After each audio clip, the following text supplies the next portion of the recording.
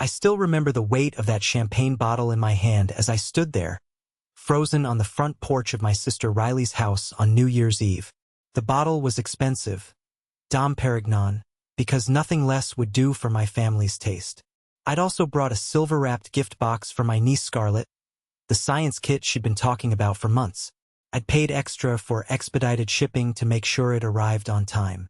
What I hadn't expected was the glittery sign taped to the front door. No drama in 2025. Stay home cash machine. The winter wind whipped around me as I read those words for the third time, trying to process what I was seeing. The handwriting was unmistakable, childish, careful loops in pink glitter pen. Scarlett's handwriting, but definitely not Scarlett's idea. It was too precise, too deliberately placed where I'd be sure to see it. "You've got to be kidding me," I muttered, my breath visible in the cold December air. Through the frosted glass panels of the door, I could see the warm glow of string lights. The catering van I'd paid for had left hours ago, setting up the elaborate spread that my sister had insisted was absolutely necessary for a proper New Year's celebration. The fireworks I'd purchased, the ones that had cost me nearly a month's worth of savings, were stacked in the backyard, ready to light up Instagram, as Riley had put it when she called to tell me how much they'd cost. I paid for all of it. The tickets, the hotel rooms for out-of-town relatives, the catering, the decorations, the alcohol. Everything. And I hadn't minded. Really, I hadn't, until this moment, staring at those cruel words. I leaned closer, wondering if maybe this was some kind of twisted joke. But the care taken with the sign told a different story. This wasn't a prank. This was a message. From inside, I could hear laughter and music, the clink of glasses, the sounds of a celebration in full swing. A celebration I had funded but apparently wasn't welcome to join. "Where's the extra champagne?" Riley's voice, sharp and entitled, carried through the door. "Check the kitchen," Mom replied, her tone bright and artificial. "Mason probably forgot it again." Laughter followed. Someone snorted. "Can't wait for another guilt speech." Levi, my brother, chimed in. More laughter. Louder this time. That one hurt more than I wanted to admit. I stood there, overnight bags slung over my shoulder, champagne in one hand, gift in the other, feeling like I'd been punched in the gut. They were mocking me. In the party I paid for. In the house where my credit card had covered the last 3 mortgage payments when Riley claimed she was a little short after her Maldives vacation.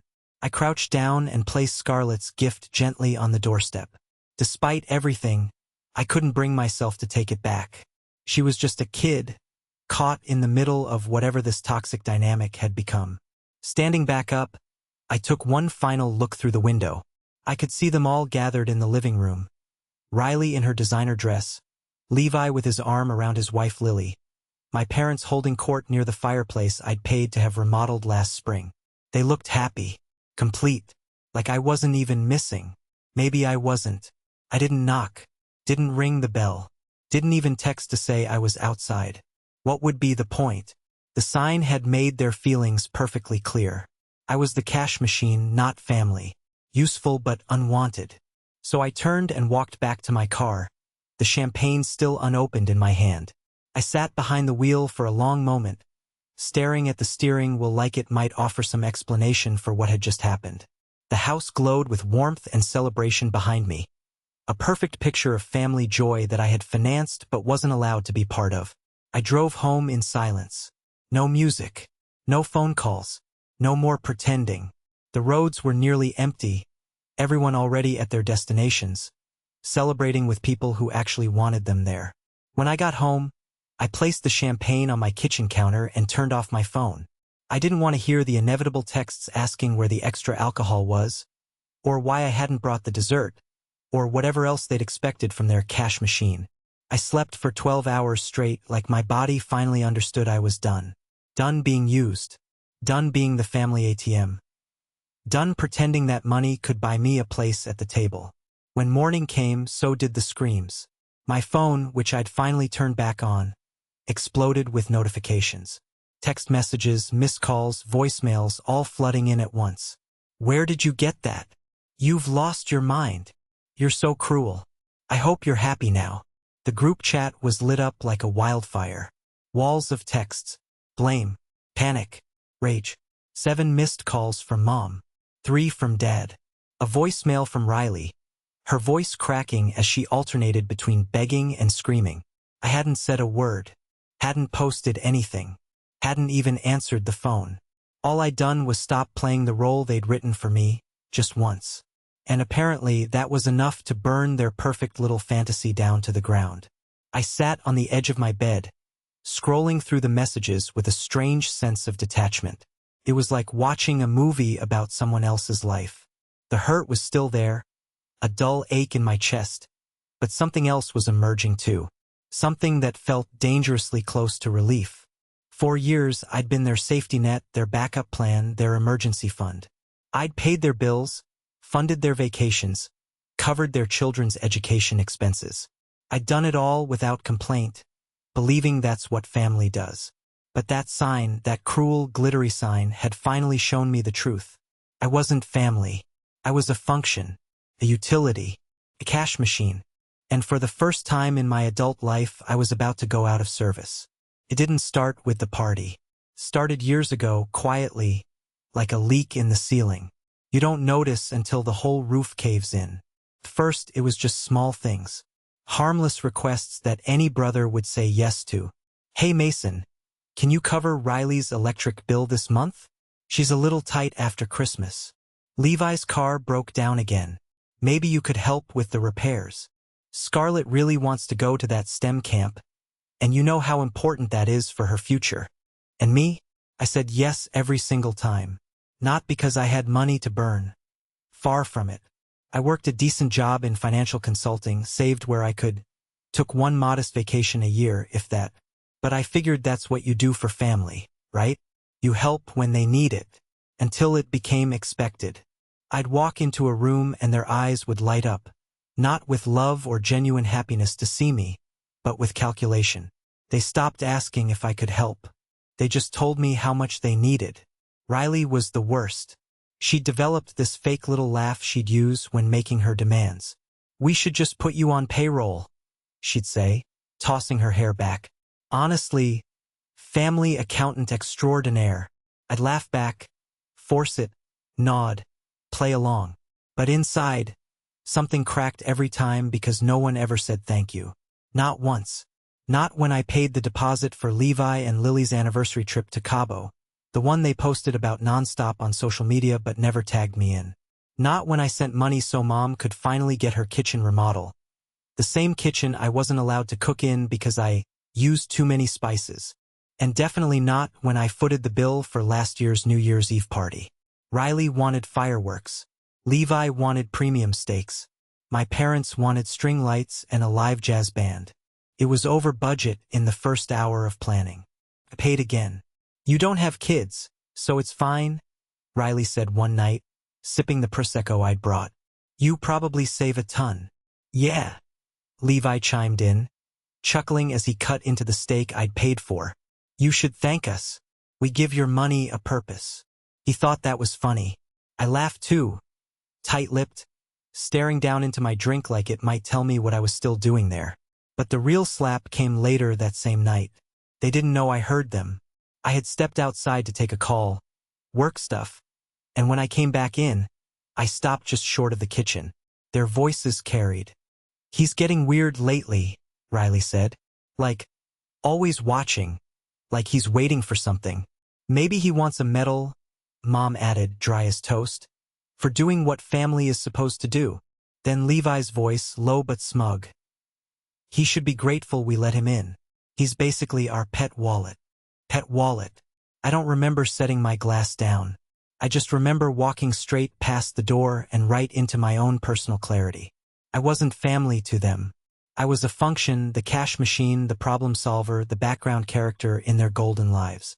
And when I stopped being useful, they tossed me out like a burned-out light bulb. The signs had been there for years. Like when Dad called me selfish, because I didn't want to pay for Scarlett's private school application fee after already covering her last 3 semesters. Or when Mom snapped, "Don't be dramatic," after I asked if I could please just skip one Christmas because I was burned out, broke, and borderline depressed. Or the time Riley accused me of being too proud to ask for help, while she drank imported wine I'd paid for. You know what kills a person? Not the big betrayals. It's the slow rot, the daily digs, the 1,000 tiny ways they let you know you're not one of us. But you're useful, so stay. And I stayed. Until that stupid glitter sign. Until they labeled me like a department store gift card. No drama in 2025. Stay home cash machine. That was the moment something snapped. Not a scream, not a scene, just silence. A silence that came after years of screaming on the inside. Because I wasn't just angry. I was done. And they didn't see it coming. 2 days after the sign incident, I got the first call. Riley. I let it ring out. Then another. Levi. Then Mom. Dad. Then a new number, Scarlet School. I didn't answer a single one. By evening, my phone looked like it had survived a hurricane of desperation. Missed calls. Voicemails. Messages with phrases like, emergency. We need to talk now. It's not what you think. Scarlet's in trouble.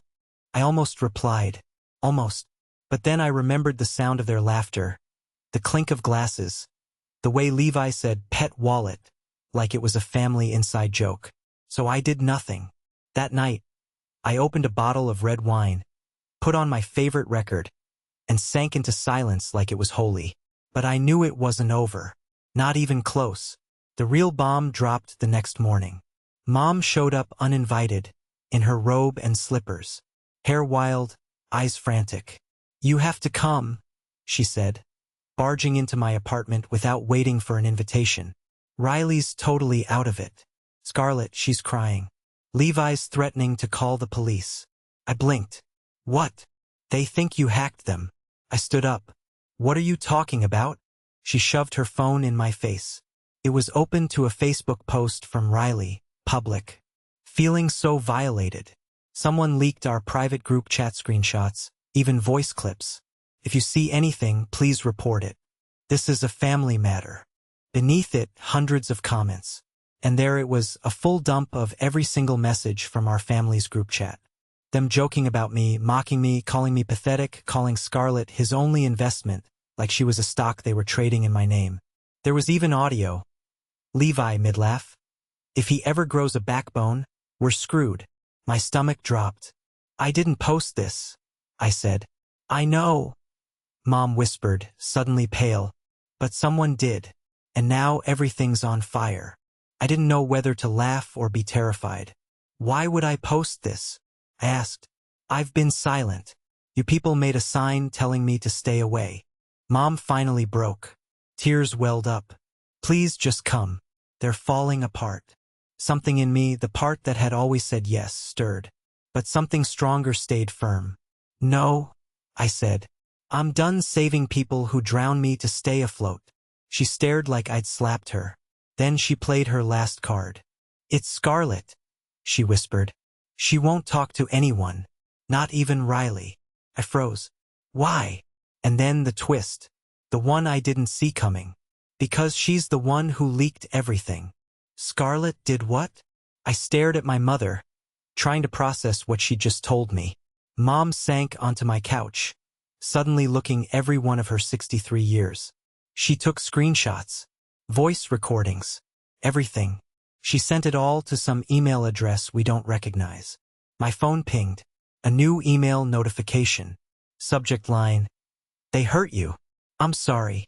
I opened it while Mom continued talking, her voice distant as I scrolled through what Scarlet had sent me. Screenshots of group chats going back months, years even.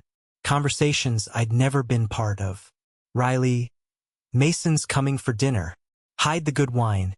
He'll just expect to take some home since he paid for it, lol. Levi. Did you see his face when Dad asked for that loan? Like a puppy desperate for approval. Dad. He's coming through with Scarlet's tuition.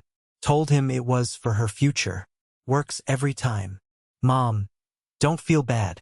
He needs to feel useful. It's the only way he connects. And then, the final screenshot. A conversation from New Year's Eve morning. Riley. Mason's being weird about the party costs. Maybe we should just tell him not to come. Levi. Seriously. Cash, not drama. That's all we need. Mom, Riley, don't be harsh. He'll be hurt. Riley, fine. I'll make it cute. Scarlett can make a sign. He'll think it's a joke. Levi, perfect. He'll send money to apologize for being sensitive by tomorrow. I looked up from my phone to find Mom watching me. Her expression a mix of shame and calculation. How could Scarlett do this? She asked, avoiding my eyes. After everything we've done for her. You mean after everything I've done for her? I corrected quietly. I paid her tuition. I bought her science kits. I took her to museums when Riley was too busy with her Instagram career. Mom flinched. That's not fair. No, I agreed. It wasn't fair at all.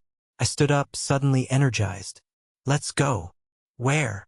To Riley's. I want to see Scarlett. The drive to my sister's house was silent. When we arrived, the perfect suburban home looked different somehow, smaller, less imposing. The glitter sign was gone from the door, but its ghost remained. Inside, chaos reigned. Riley was pacing, mascara streaking down her face. Levi stood by the window, furiously typing on his phone. Dad sat at the dining table, head in his hands. And Scarlett, my brilliant, observant 12-year-old niece, sat on the stairs, watching it all with red-rimmed eyes but a determined set to her jaw that I recognized. It was the same expression I'd seen in the mirror the morning after the sign incident. You, Riley hissed when she saw me. This is your fault. I shook my head. I didn't leak anything. But you put her up to it. She pointed at Scarlett. You manipulated her. Scarlett stood up. He didn't know anything, she said, her voice small but steady. I did it because you're mean to him. All of you. And he's the only one who ever asks about my science projects. The room went silent. I heard you, Scarlett continued, looking at her mother. You said Uncle Mason was just an ATM. You said he was pathetic. You made me make that sign and told me it was a joke. But it wasn't funny. Riley's face drained of color. Scarlett, you don't understand adult relationships. I understand enough, Scarlett cut in. I understand that Uncle Mason paid for my school when Dad lost his job. I understand that he bought our groceries last month when you spent all the money on your trip to Miami. Levi stepped forward. That's enough, Scarlett. No, I said, finding my voice. Let her finish. Scarlett looked at me gratefully. They use you, she said simply, and they laugh about it. And it's wrong. The silence that followed was deafening. So you decided to destroy this family? Riley finally asked, her voice trembling. By posting our private conversations online? I didn't post anything online, Scarlett replied. I just sent everything to Uncle Mason. He deserved to know. All eyes turned to me. Then who posted it? Dad demanded. I shrugged. Not me. But whoever did, they just shared the truth. Your truth. Riley lunged for her phone. My followers are unfollowing by the thousands. My sponsorships are calling. Do you have any idea what you've done? What I've done? I repeated, incredulous. I've been silent for years while you treated me like a walking wallet. I've smiled through every insult, paid for every emergency, covered every expense. And the one time I didn't show up, because you literally told me not to, you act like I've committed some kind of crime. We were joking, Levi protested. That sign was just Riley being dramatic. It wasn't a joke, Scarlett said quietly. You meant it. You all did. Mom stepped forward, trying to salvage the situation. Mason, sweetheart. Families tease each other. We love you. Of course we do. No, I said firmly. You love what I provide. There's a difference. I turned to Scarlett. Get your coat. Riley's eyes widened. What do you think you're doing? Taking Scarlett for ice cream, I replied calmly. We need to talk. You can't just take my daughter. I'm not taking her. I'm giving her a break from this toxic environment. 2 hours, tops. Dad stood up. Mason, you're being ridiculous. We need to fix this as a family. Fix what? I asked. The fact that your true feelings are now public? Or the fact that I finally know them? Scarlett had already grabbed her coat. She stood beside me, small but resolute. "This isn't over," Riley warned, her voice low and dangerous. "You're right," I agreed. "It's just beginning." Outside, in the safety of my car, Scarlett finally broke down. Her thin shoulders shook with sobs that seemed too big for her small frame. "I'm sorry," she whispered. "I didn't mean for everyone to see. I just wanted you to know." I reached over and squeezed her hand. "How did it get online?" She wiped her eyes. "I think Aunt Lily saw it on your email. She was using your laptop to order something when you went to the bathroom at Christmas. She and Uncle Levi have been fighting a lot. Lily, of course, my sister-in-law, who'd been increasingly uncomfortable with Levi's financial dependence on me, who'd tried to warn me, in her subtle way, that I was being used. Are you mad at me?" Scarlett asked, her voice small. I shook my head. "No, I'm proud of you. It takes courage to stand up for what's right, even when it's hard. Mom says I betrayed the family." "You didn't betray anyone," I said firmly. "You just stopped protecting their lies." We got ice cream, double chocolate for her, mint chip for me, and sat in a park despite the January chill. We talked about her science projects, about school, about everything except the family meltdown we'd left behind. As I drove her back, she asked the question I'd been dreading. "What happens now?" I sighed. "I don't know, Scarlett, but things will be different. They'll blame me," she said matter-of-factly. "I won't let them," I promised, and I meant it. When we pulled up to Riley's house, the front door opened immediately. Riley stood there, arms crossed, eyes red but dry now. Behind her, Levi and my parents hovered like shadows. "Scarlett, inside." "Now," Riley ordered. Scarlett hesitated, then hugged me fiercely before climbing out of the car. As she walked toward the house, she turned back once, her expression beyond her years. "Remember what you promised," she said. I nodded. Then I faced my family, really faced them, for the first time.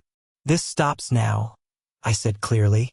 "The manipulation, the exploitation, all of it." "Or what?" Levi challenged, stepping forward. I smiled, and it felt strange on my face, powerful, almost. "Or you find another cash machine." I drove away without looking back, their protests fading behind me. My phone buzzed continuously in my pocket, but I ignored it. For the first time in years, I felt light, free. The fallout was just beginning, but so was my liberation. And somewhere in that mess, an unexpected ally had emerged. A 12-year-old girl with the courage I'd been missing all along. 3 days after the ice cream with Scarlett, my phone rang at 6 a.m. It was Lily, Levi's wife. "They're planning something," she said without preamble. "I thought you should know." I sat up in bed, instantly alert. "What do you mean?" "Family meeting tonight at your parents' house. Riley's bringing a lawyer." My stomach dropped. "A lawyer? For what?" "They're saying you've been financially abusing them." Lily's voice was tight. "That you used money to control them, made them dependent on purpose. They're talking about some kind of legal action." I laughed, a short, harsh sound. "That's ridiculous." "Is it?" Lily asked quietly. "You've been paying for everything for years. Their mortgages, their cars, their vacations. Why?" The question hit me like a slap. Why had I done it? Because they needed help? Because I wanted to be needed? Because saying no felt impossible? "I was trying to be a good brother," I finally said. "A good son. And they took advantage of that," Lily replied. "But Mason, they're not entirely wrong. It wasn't healthy. For any of you." I didn't respond immediately. She was right, and we both knew it. "Are you coming tonight?" I finally asked. "Yes," she said. "Someone needs to be the voice of reason." After hanging up, I sat in silence for a long time. Then I called my lawyer, explained the situation, and asked for advice. By the time evening rolled around, I was prepared, or as prepared as I could be for a family ambush. My parents' house looked the same as always. Meticulously maintained colonial with the wraparound porch I'd paid to have restored last summer. As I walked up the steps, Memories flooded back. Childhood birthdays, holiday gatherings. The day I got my first big bonus and proudly handed my parents a check to help with their mortgage. When had generosity turned into expectation? When had family turned into business? Inside, they were waiting. Mom and Dad at the head of the dining table, Riley and her husband Todd to one side, Levi across from them. A man in a suit, presumably the lawyer, sat next to Riley. Lily was by the window, arms crossed. Scarlett was nowhere to be seen. "Where's Scarlett?" I asked immediately. "At a friend's," Riley said coldly. "This isn't a conversation for children." I nodded and took the empty chair at the far end of the table. "So what's this about?" The lawyer cleared his throat. "Mr. Campbell, my name is Andrew Pearson. I've been retained by your family to discuss some concerning patterns of financial control and manipulation." "Cut the crap," I interrupted. "You're here because they're embarrassed that their true colors are showing, and they need someone to blame." Riley slammed her hand on the table. "You've been controlling us for years, using money to make us dance to your tune. That's rich coming from someone who just had me make a sign calling me a cash machine." I replied evenly. "It was a joke," she insisted. "No, it wasn't," Lily said quietly from her corner. Everyone turned to look at her. "We all know it wasn't a joke." Levi glared at his wife. "Whose side are you on?" "The side of truth," Lily replied. "For once." The lawyer tried to regain control. "The issue here is a pattern of financial dependency that Mr. Campbell has fostered. I have records of every request." I cut in. "Every text message asking for money. Every email detailing what you needed and why. Every tearful phone call about emergencies that weren't really emergencies." I pulled out my phone and began reading. "Mason, I need $5,000 for Riley's roof repair. She's tight this month. That was you, Dad, last March. Riley was in Bali that month, according to her Instagram." I scrolled further. "Bro, can you spot me for Lily's birthday present? I'll pay you back." That was Levi 6 times in the last 2 years. Never paid back once. "Emergency. School needs tuition today or Scarlett can't attend." That was Riley 4 months ago.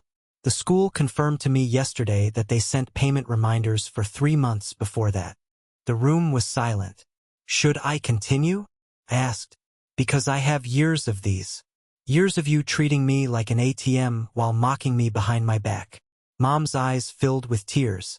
"We never meant to hurt you." "But you did," I said simply. "And now you're trying to make me the villain because I finally said no." The lawyer shifted uncomfortably.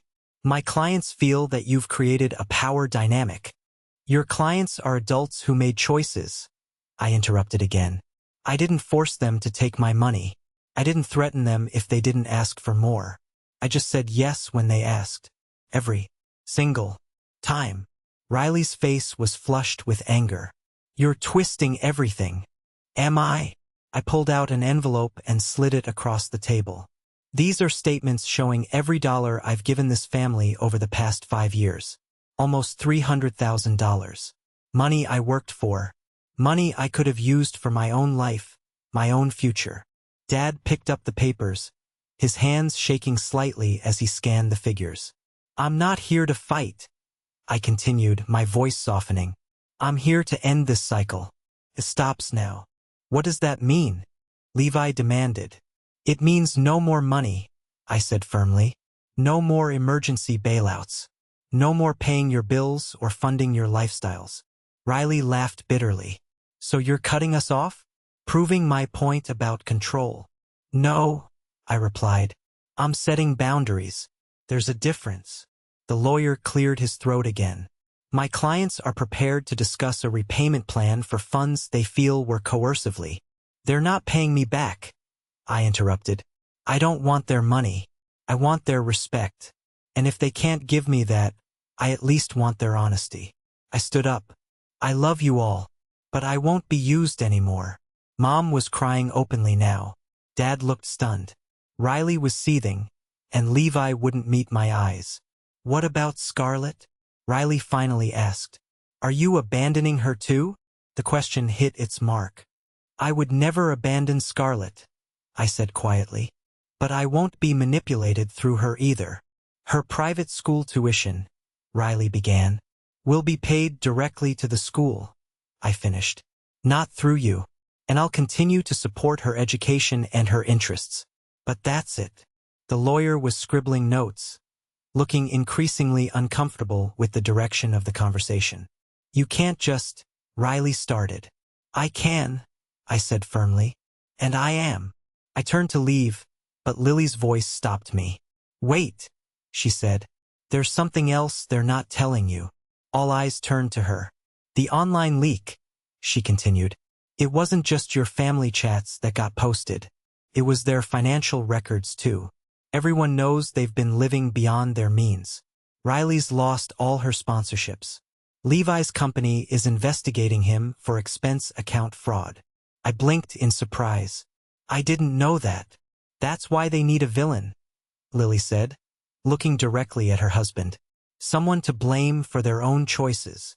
The room erupted into chaos. Riley screaming at Lily, Levi trying to defend himself, my parents attempting to restore order, the lawyer gathering his papers, clearly regretting taking this case.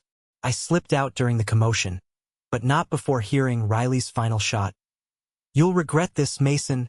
We're still family whether you like it or not. Outside, the night air was cold and clear. I took a deep breath, feeling lighter than I had in years despite the ugliness of the confrontation.